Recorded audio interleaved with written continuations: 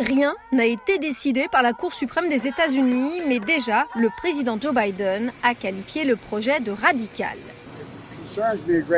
Cela m'inquiète beaucoup qu'après 50 ans, nous décidions qu'une femme n'a pas le droit de choisir. Cela signifierait que toute autre décision concernant la notion de vie privée est remise en question.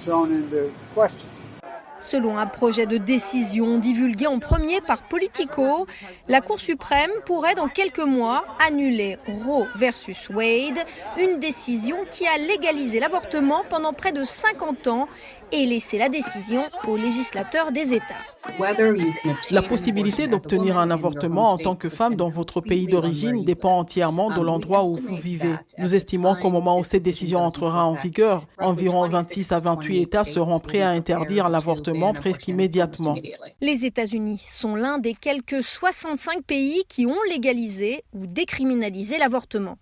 Les défenseurs des droits affirment que l'accès aux soins de santé reproductive, y compris l'avortement, est essentiel pour que les femmes participent pleinement à la société.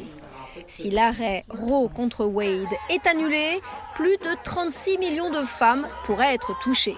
Cela affectera de manière disproportionnée les femmes pauvres. Les femmes qui ont des ressources trouveront un moyen de monter dans un avion pour aller ailleurs. Ce sont les femmes pauvres qui porteront le poids de cette cruauté.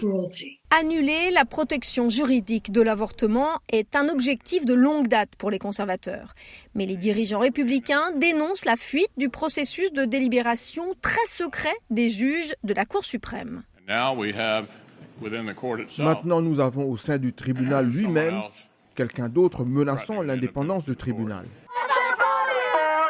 La fuite de ce document a galvanisé les pro- et anti-avortement et devrait motiver les électeurs lors des élections de mi-mandat de novembre. Il n'y a rien dans la Constitution qui devrait autoriser le meurtre d'enfants à naître au nez. Si Roe contre Wade est annulé, je pense que beaucoup de femmes mourront.